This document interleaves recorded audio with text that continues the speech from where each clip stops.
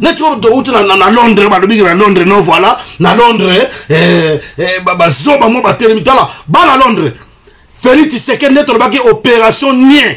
Bosumba ba nien na ba chasser. Awa to menacer qui est. Kuna na Londres parce que on dit que mibeko ya Londres, ya Grande-Bretagne, et ande ngotela mibeko ya France. Donc mutuana akoyate aya soki pa meki ko chakite ya bo bambaye ono tubolingi wana doa. Et puis bino ba mettre bino et puis oh mettre so ba mettre ba mfuati ya ba mama na bino tout. Comprendre? Na fini bino parce que na comment boya ko finga mais na makambo zo le kana Congo ya ba mama na bino. Ozo comprendre? Kamere ya mama na yo Rubero ya mama na yo. Ozo comprendre? Félix Tshisekedi ya mama na yo. Ozo comprendre? Tout c'est trop. Bongo saka na bato. Edi ka peine wana saka innocent. Muta bomba Mzee Laurent Désiré Kabila. Et ça li Hippolyte Kanambe. Na ba James Kabarebe wana bato ba Ruguisa ba Nyarongabu ba Bitakwira ba click na bangona ba Jeanette Kanambe ba yebi makam. Ozo comprendre ndeko na ngai. Boyede ngote dossier oya ya ba Nyamurenge ba Kivu za ya bango. Mine boza ya bango boyebi ngote ke mutu ozoba oyo nano Ruberwa oba utuko beta masasi na Congo so ta kufa nzamba ayoka biso mawa biso ba Congolais akufa ta okufa net ngara bunda pona moto te je suis en tenue du travail na lukaka mwa kwanga na kozona lisaba na ngai na me na bundila ka mboka na parce que na yebike tôt ou tard awa na mboka o makambo ko changer to ko songa ka ba mboka na biso baluba nabike baluba nyos tu baza bazoba te. La plupart de baluba o bino bozo landa Félix pour le koso na bino libumu na bino biso to bundi la peuple to bundi la mboka to lingi sécurité Congo ezonga ndenge ki Congo bakasavubo Congo ba Lumumba Congo ya Kimbangu ya Mvulusi Kimbangu Congo ya mama Kimpa Vita. Donc Congo qui voit ko kende te makamusi to alobaki bo pesi mo to raison.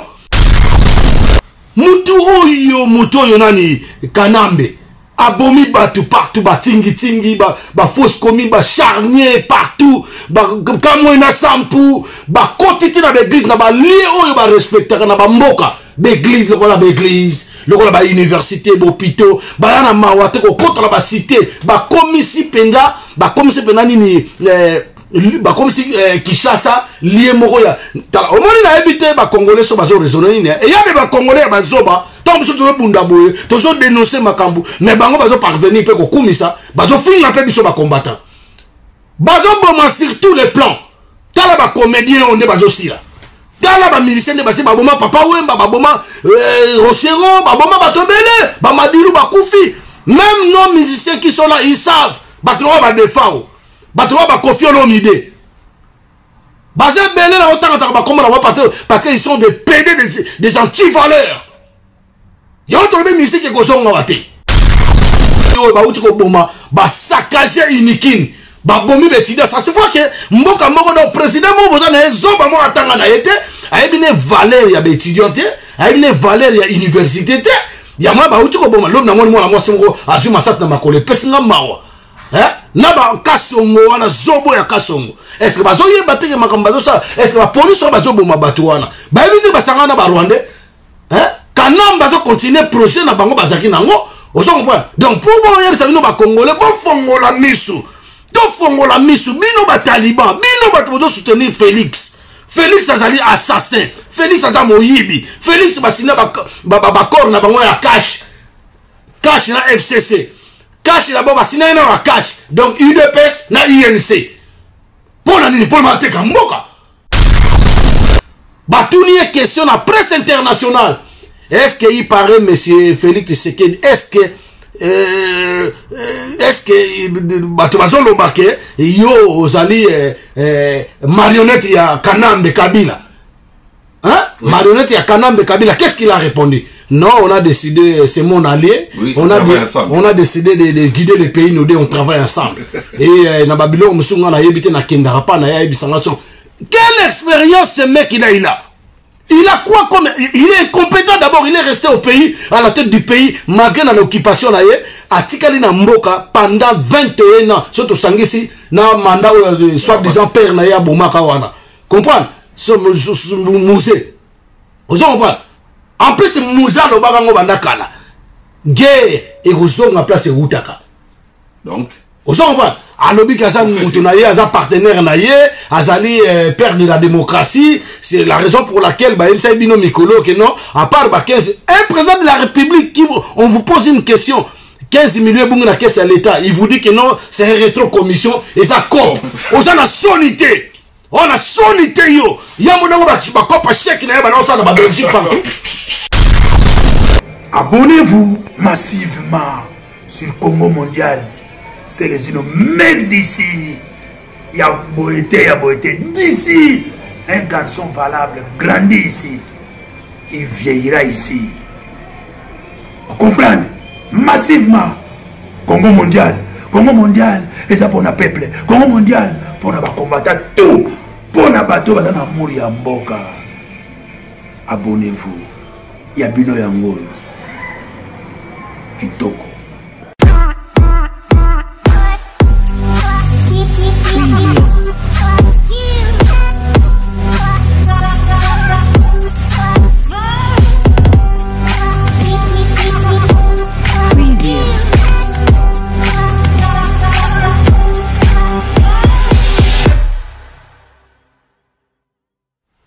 C'est les îles. Yo zamubundira mboka. Voilà. Siko ngana utolanda pasteur professeur. Na préféré on appelle ça bonjour na Congoman nyoso. Bonjour na ba Congolais et puis bonjour na Afrique centrale Mobimba. Donc moi je suis là parce que je travaille mais makamba Congo ozola lisabisoté. Ozo comprendre makamba kamere ba dosala makambo ba zoba oyo nani makamba ba nyama oyo tout ba rubero ba osana mboka na biso et puis makambo na matamaske wana a signé ba contrat na ya buzoba makambo ya buzoba ya rien donc ba contrat ya muyibi pour ba teka mboka ba teki déjà Kivu bomoni yango to komona déjà donc monsieur en tout cas merci de bolandinga na musala donc on a na pause donc on a préféré na loba ba Congolais ba mona qu'est-ce qui se passe vraiment. Je suis là à votre disposition. Oui, en tout cas, monsieur Selezino, ngaipe na ujolanda nani professeur Patrick Yombitona na Séoul la partir à la Corée. Je me rappelle bien, c'est un compatriote. Loba na mai na miso. Il paraîtrait qu'il a été contacté par un de représentants à G7, donc l'un de 7 grands pays du monde. À lobby que Kamere officiellement a lâché qui vous donc a signé le document moko boye pour nini autodétermination abattu qui vous au lobundi kamondeni ndeko na ngai ba Congolais omoni likambo to banda ko lobango banda kala ils veulent balkaniser notre pays ils veulent avec obligation na kiyanke. Vous savez bien avant de répondre à la question vous savez bien mes chers compatriotes, vous savez bien, na Kivu, menace ou balkaniser mboka na biso bana Kivu, Rwanda et banda yango de banda kala. Oui, bien sûr, banda. Mais yango na zolo ba tika na répondre yo. On continue ba question na yo. Vous comprenez? Déjà minembwe tango élection oyo, poto yebisaka batuke na pays occupé, ba organisera jamais d'élection parce que on va pas chasser l'occupation avec négociation, arrangement, hein, na malembe, quand les gens vous menacent, mais vous êtes là, il faut les menacer aussi pour récupérer notre territoire. Mais si pardon, si ça pas trop bon, ça va makambo, na répondre yonan. Tango biso tuzo ganga yumbi, minembwe, beni bato bazo kufa. Les gens ils savent pas pourquoi ba na beni. Parce que on retrouver ma matière première si quand ils ont la serre ma belle na beni. Ah bon. Yamba bon marabat na beni chaque fois de jour au jour. Ba bon marabat. Ba no ba ki yom ebola soki ba bilo mo ba kosa ka bato wana. Non biso to timbi de to fongoli misu. Ozo comprendre. Donc mais c'est Kamere babanda de marche na bango wana parce que baza ba pion o ba posa bango na Congo. Ils ont des rôles. bazala ba rôle au ba jouer à koboma peuple congolais comme donc yango moni Congo bukani mabulu donc Congo même partout. Vous comprendre monsieur. Donc mes chers compatriotes les Congolais, fanatisme oh ya bino ba parti politique na pays où ils occupé ba parti politique ils raté. Nous allons nous regrouper, nous allons nous réunir nous tous to bengara to chasser occupation et bon on est sikoyo ba parti politique et ko sala ma parce que to na ba mboka nyo surtout ba parti politique ezalaka pour na nini bazalaka même ba s'opposaka na makambo bo bazomona clarté au gouvernement en place tout ça. Vous comprenez? Sikoyo à propos de makambo autolobao baba déclaré quoi le monsieur à Séoul autodétermination. Donc c'est-à-dire si je crois bien en tant que à mon intelligence de quoi autodétermination c'est-à-dire peuple a commis qu'on réclamait que alo mwanae na Congo déjà mboka wana bama imai bazo bunda pona nini. Pourquoi bama imai bazo bunda les autochtones congolais l'autodéfense congolais bazo bunda bama imai bazo ba congolais ya solo. Boye de ngote dossier ya ba Nyamurenge ba Kivu za ya bango Minembwe za ya bango boye de ngote ke mutu ozoba oyo na Rubelwa o ba tuko beta masasi na Congo so ta kufa nzamba ayoka biso mawa biso ba Congolais akufa ta okufa boye de ngote batima baba gero ya tingi makamuno so tuko edeka na Kivu ozo comprendre. Donc l'objet le quoi attention l'obake Kivu ekufa nango Kivu ba nexango na Rwanda donc l'objet me bokoyo ke commence na ba Congo to c'est ça notre dossier c'est ça autodétermination wana o professeur a outi ko dénoncer c'est vrai professeur a le makambo solo professeur nani Sakudia nani Sakudia za na Séoul lobby non Sakudia te o za na Séoul nani Niati Tony Yombi professeur Tony Yombi merci nengo bimisi makambo wana biso ba résistant combattant tokoke nango tina suka et puis le Congo restera uni. Le Congo sera jamais indivisible. Oui, ça va rester indivisible. Mais pour la Sabino, vous avez suivi ce qui s'est passé. La fête, il y a organisation, il y a le monsieur criminel génocidaire. Oh, il y a un chef d'état-major. James Kabaré. Oh, Moussel Laurent Désiré Kabila Minela Rabisso. Voilà. James Kabaré, Babal Seymoua Naye. Et vous avez entendu le mec en question, oh, Yobino ba Congolais, il y a Bazoba. Bokenda on compte à la partie là, on va bien sur INC. Union nationale c'est pour les Congolais. Et ça l'a raté.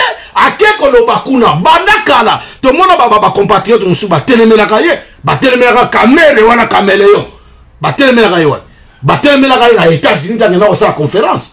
Tant à comment on a ça les conférences batelemera yo. Est-ce que c'est pas aujourd'hui qu'on a commencé à dénoncer que ce monsieur c'est un danger pour le Congo et c'est un danger pour les Congolais. Le monsieur en question à quel qu'on bakuna voilà, je suis là, je représente président Tshisekedi Patrick Bobengisi Bobeba doyoki na monamento ina biso babi lobala kini ya Rwanda alumi président pardon babi lobala kini ya Rwanda aboyaki ko lobana ni ya Rwanda a déclaré même que voilà que non je suis venu ici pour renforcer les relations du Rwanda et le Kivu hein.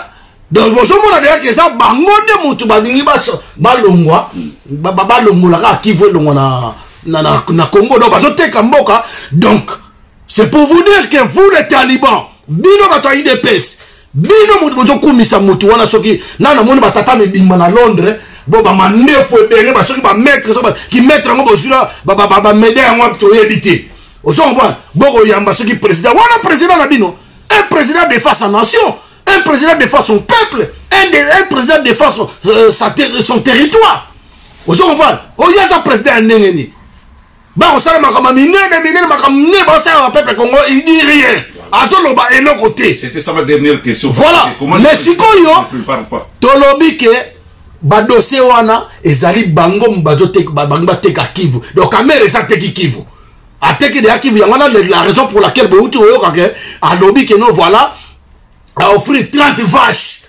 Oh yo kutu ba parents ba congolais ba couple be bana nzala ba fete na banzala yo ke globi kaka lobi o ba uti ko boma ba saccager unikin babomi betida ça se voit que mboka moko na président mo boza na ezoba mo atanga na yete ayebine valeur ya étudiante ayebine valeur ya université te ya mwa ba uti ko boma lom na moni mwana mwasi moko azuma sat na makole pesinga mawa na ba kasongo wana zobo ya kasongo est-ce que bazo yeba te makambo bazo sa est-ce que ba police bazo boma batu wana ba yebine basanga na ba rwandais kanam bazo continuer projet na bango bazaki nango ozo comprendre donc pour bon yebisa bino ba congolais bo fongola misu to fongola misu bino ba taliban bino ba to soutenir Félix azali assassin Félix ata moyibi Félix basina ba corps na bango ya cash na FCC cash na bo basina na cash donc UDPS na INC pona nini pona mateka mboka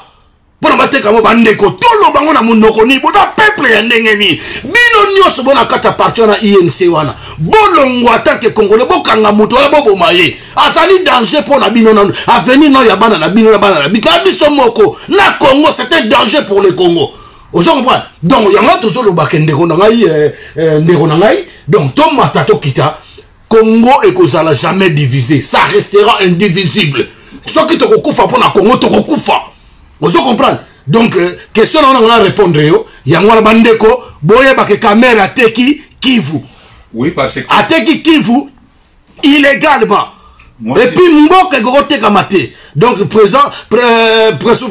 professeur Tony Yombi a wuti ko panza ba dossier yango bomoni donc bo fongola misu biso pe awa to ko lemba te na diaspora biso ba combattant résistant poto zolo bango bien ba combattant o ba kosaka o kombeka bonite kombeza uni parce que bazo ba wana likola ba miette ba flatterie mendicité forcée na nzala ba mataki na train na point de départ ba comme na point d'arrivée te ba kiti na banzela pour la ni ba kumisa Félix te baluba na bika baluba no stu baza bazo baté la plupart de baluba o bino bozo landa Félix pour le koso na bino libumu na bino biso to bunde la peuple to bunde la mboka tolingi sécurité Congo ezonga ndenge ki Congo bakasavubo Congo ba Lumumba Congo ya Kimbangu ya Kimbangu ya Mvulusi Kimbangu Congo ya mama Kimpa Vita donc Congo Kivu eko kendete maka Musito alobaki bo pesi Musito raison Musito malgré qu'il a été le premier ministre de l'occupation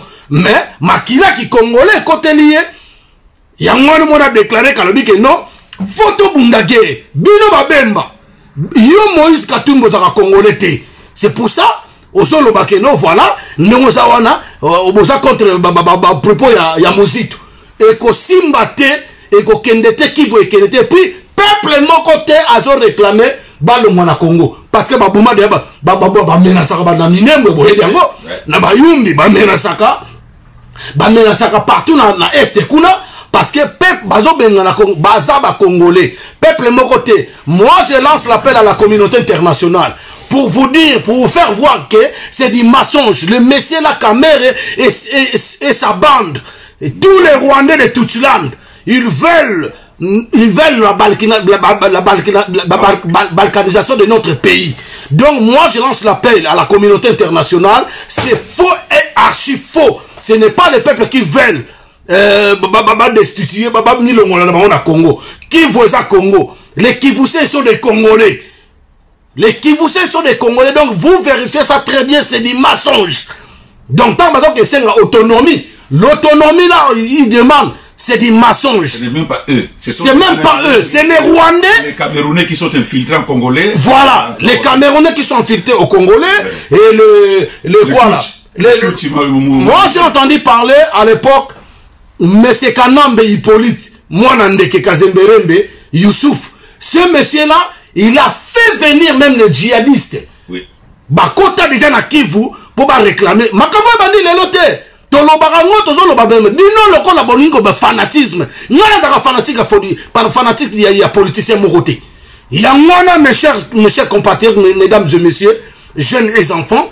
Donc il faut tenir ça, il faut bien retenir ça dans nos têtes que ndenge tozali oto tikana no fanatisme ya ba politicien parti politique moko ezate merci parti politique ekoko zalate jusqu'à la libération totale entière de notre pays. Voilà. Donc c'est ce que je veux dire. La question que vous venez de me poser, c'est ça.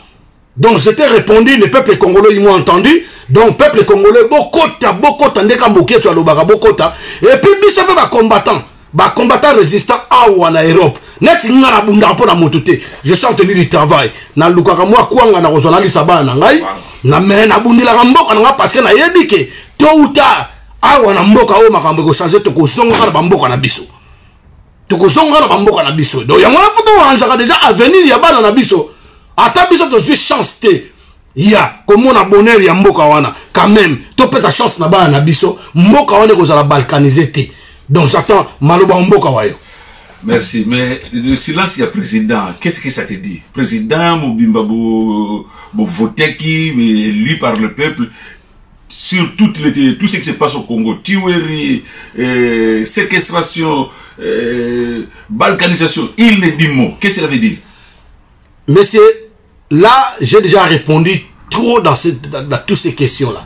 Au Moni, et le Oza Awa, na Kishasa, peuple de Kishasa, pour Kishasa, il y a déjà Congo. Congo, za Congo. Oui. Ville province de Kishasa, Baya, na, deal, Baya, na sujet moko ya nzala batia yango na kati yango mona wake ata bato ba manifester mutu oyo nani Kanambe abomi bato partout ba tingi ba fausse commis ba charnier partout ba kamwe na sampu ba kotiti na l'église na ba lié oyo ba respecter na ba mboka l'église lokola ba église lokola ba université ba hôpital ba yana mawate ko contre ba cité ba komisi penda nini ba komisi Kishasa lié moko ya au moins na habité ba congolais so bazo raisonner ni et ya ba congolais bazoba tant biso to bunda boye to zo dénoncer makambu mais bango bazo parvenir pe ko kumisa bazo finir pe biso ba combattant bazo boma sur tous les plans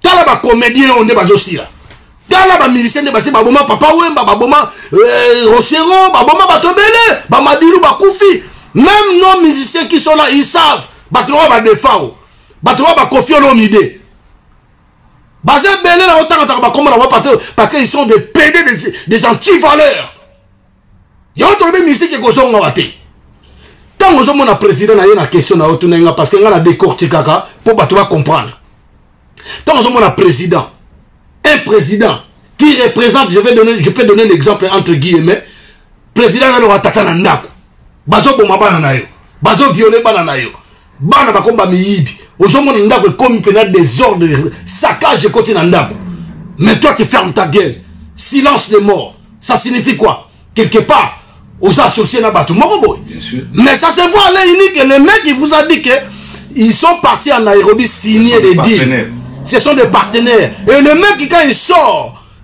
à l'extérieur qu'est-ce qu'il vous dit? Il vous dit quoi? Il vous dit que non, voilà, on a décidé de... Parce que quand il est venu dans le voyage à Salaki, en Belgique, Nabino, est-ce que vous avez une question à la presse internationale? Est-ce qu'il paraît, M. Félix Tshisekedi, est-ce que yo ozali marionnette ya Kanambe Kabila hein? Oui. Marionnette ya Kanambe Kabila, qu'est-ce qu'il a répondu? Non, on a décidé, c'est mon allié, oui, on a décidé de guider les pays, nous deux on travaille ensemble. Et na Babylone musunga na yebite na kendara pa na yebi sangaso.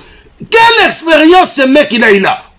Il a quoi comme... Il est incompétent d'abord, il est resté au pays, à la tête du pays, malgré l'occupation là, à Tikali na Mboka pendant 21 ans. Surtout Sangisi, na mandat, soi-disant père na ya Boumaka wana.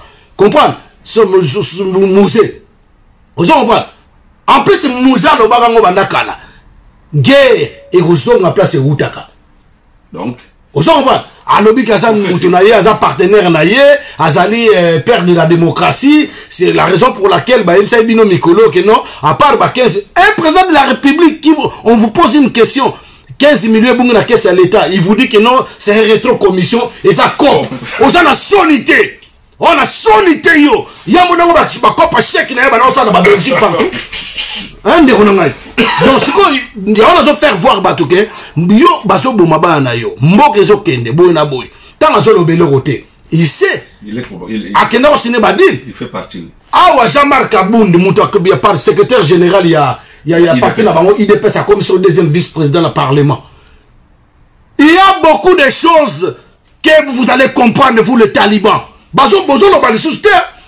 Donc les talibans bazo soki ba mutomba. IDP c'est ça Congo té.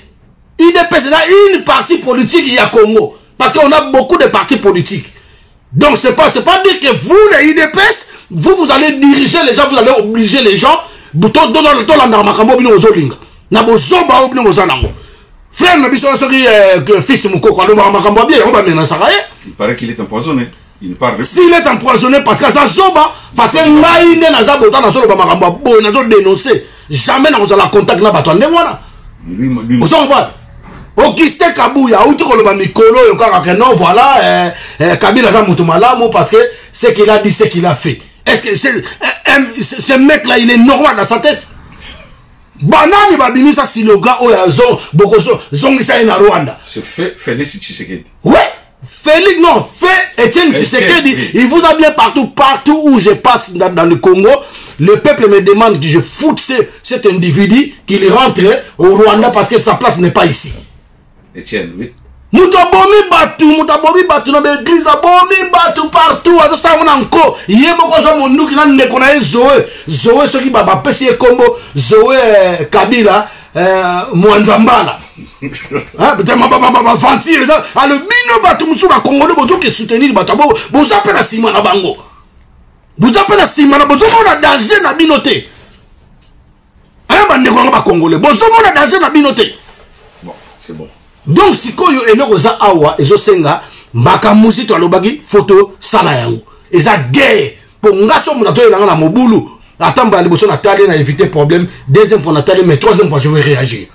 Donc yango bozo mona ke bazo boma batu ti le bazo boma batu état de droit obino ba état de droit yo Félix Zoba tama libumune ne Zoba na ko fingo be mama na oke na pa ite bino batu bokote la raibo okote le na otabula na nzela nda osimba ngazate.